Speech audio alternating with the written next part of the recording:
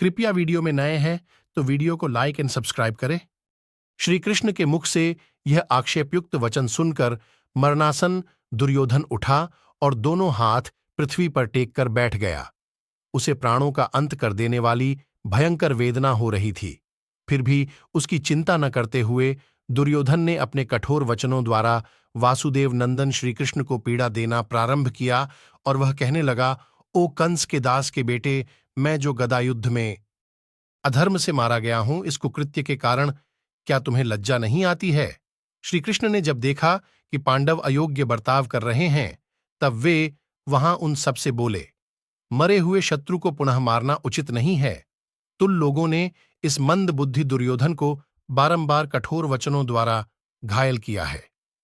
यह निर्लज्ज पापी तो उसी समय मर चुका था जब लोभ में पड़कर उसने पितामह भीष्म, विदुर जी, गुरु द्रोणाचार्य, कृपाचार्य तथा मेरे बारंबार समझाने पर भी इसने तुम पांडवों को तुम्हारा पैतृक भाग नहीं दिया। जो प्रतिदिन शूरवीरों का भारी संहार मचा रहे थे, उन पितामह भीष्म का तुमने शिखंडी को आगे रखकर वध कराया। अश्वत्थामा के सदृश नाम वाले एक हाथी को मारकर तुम लोगों ने द्रोणाचार्य के हाथ से शस्त्र नीचे डलवा दिया था। क्या वह मुझे ज्ञान नहीं है?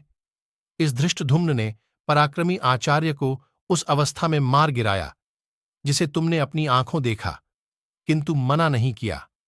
पांडुपुत्र अर्जुन के वध के लिए मांगी हुई इंद्र की शक्ति को तुमने घटोत्कच पर छोड़वा दिया। तुमसे बढ़कर महापापी कौन हो सकता है? बलवान भूरिश्रवा का हाथ कट गया था और वे आमरण अनशन का व्रत लेकर बैठे हुए थे। उस दशा में तुमसे ही प्रेरित होकर महामना सात्यकी ने उनका वध किया। मनुष्यों में श्रेष्ठ कर्ण अर्जुन को जीतने की इच्छा से उत्तम पराक्रम कर रहा था। उस समय तुमने नागराज अश्वसेन को, जो कर्ण के बाण के साथ अर्जुन के वध के लिए जा रहा था, उसे अपने प्रयत्न से विफल कर दिया। फिर जब कर्ण के रथ का पहिया धरती में धस गया और वह उसे उठाने में व्यस्त था, उस समय उसे संकट से पीड़ित एवं पराजित जानकर तुम लोगों ने मार गिराया।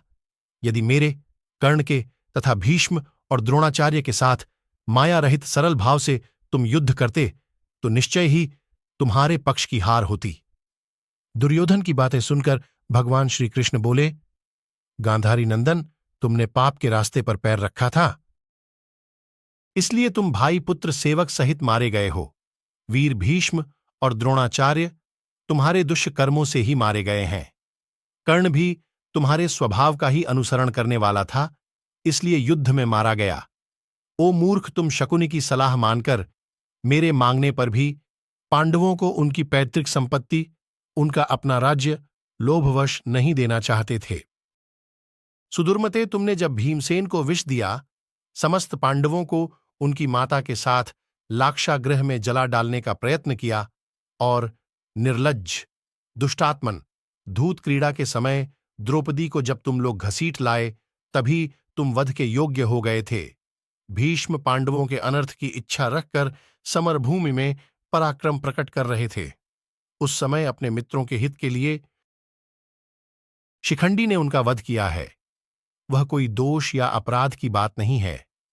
आचार्य द्रोण तुम्हारा प्रिय करने की इच्छा से अपने धर्म को पीछे करके असाधु पुरुषों के मार्ग पर चल रहे थे, अतः युद्धस्थल में धृष्टद्युम्न ने उनका वध किया है। विद्वान सात्यकी ने अपनी सच्ची प्रतिज्ञा का पालन करने की इच्छा से सम्रांगण में अपने शत्रु महारथी भूरिश्रवा का वध किया था। अर्जुन ने वीरोचित सदाचार का विचार करके बहुत से प्रहार करने के अवसर पाकर भी युद्ध में कर्ण का वध नहीं किया है। अतः तुम उनके विषय में ऐसी बात न कहो। याद करो अर्जुन के उस पराक्रम को जो उन्होंने तुम्हारे लिए उन दिनों गंधर्वों पर प्रकट किया था। गांधारी नंदन, पांडवों ने यहां तुम्हारे साथ जो बर्ताव किया है, उसमें कौन सा अधर्म है? श्री कृष्ण की बातें सुनकर दुर्योधन बोला, मैंने विधिपूर्वक अध्ययन किया, दान दिए, समुद्रों सहित पृथ्वी का शासन किया और शत्रुओं के मस्तक पर पैर रखकर मैं खड़ा रहा। मेरे समान उत्तम अंत किसका हुआ है? भीमसेन ने अपने पैर से जो मेरे सिर पर आघात किया है, इसके लिए मुझे कोई खेद नहीं है, क्योंकि अभी क्षण भर के बाद कौए, कंक अथवा गृध्र भी तो इस शरीर पर अपना पैर रखेंगे। कुरुराज दुर्योधन की यह बात पूरी होते ही उनके प्राण निकल गए। उसके ऊपर पुष्पों की बड़ी भारी वर्षा होने लगी। गंधर्वगण अत्यंत मनोहर बाजे बजाने लगे और अप्सराएं राजा दुर्योधन के सुयश संबंधी गीत गाने गली। श्री कृष्ण आदि सब लोग ये दृश्य और दुर्योधन का यशोगान देखकर बहुत लज्जित हुए।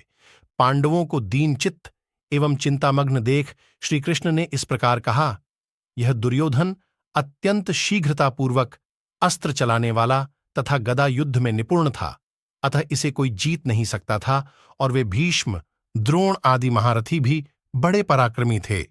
उन्हें धर्मानुकूल सरलतापूर्वक युद्ध के द्वारा आप लोग नहीं मार सकते थे।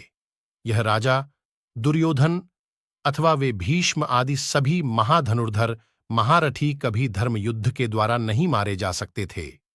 भीष्म, द्रोण, कर्ण और भूरिश्रवा ये चारों महामना इस भूतल पर विख्यात थे। साक्षात लोकपाल भी धर्म युद्ध करके उन सबको नहीं मार सकते थे। यह गदाधारी धृतराष्ट्रपुत्र दुर्योधन भी युद्ध से थकता नहीं था। इसे दंडधारी काल भी धर्मानुकूल युद्ध के द्वारा नहीं मार सकता था।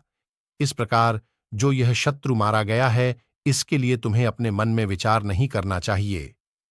भगवान श्री कृष्ण का यह वचन सुनकर उस समय पांडव सहित समस्त पांचाल अत्यंत प्रसन्न हुए और सिंह के समान दहाड़ने लगे।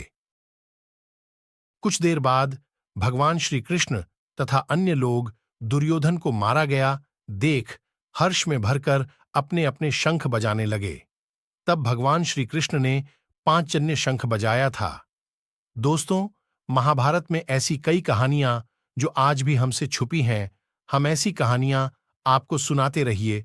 हमसे जुड़े रहने के लिए हमारे चैनल को सब्सक्राइब कीजिए। वीडियो अच्छा लगा है तो लाइक भी कीजिए। वीडियो पूरा देखने के लिए आपका बहुत बहुत धन्यवाद। अपने आखिरी समय में दुर्योधन ने श्री कृष्ण से क्या कहा? श्री कृष्ण ने दुर्योधन को उसकी मृत्यु का कौन सा रहस्य बताया? दोस्तों, आज के इस वीडियो में हम इसी बारे में बात करेंगे। भीम के द्वारा दुर्योधन को हारा हुआ देख सभी पांडव सैनिक काफी ज्यादा प्रसन्न हुए और वही अपने आखिरी समय में रणभूमि में धराशायी पड़े हुए दुर्योधन की निंदा करने लगे। महाभारत की ऐसी कई रोचक कहानियां हैं जो हम आपको बताते रहेंगे। हमसे जुड़े रहने के लिए हमारे चैनल को सब्सक्राइब कीजिए। आपका बहुत बहुत धन्यवाद।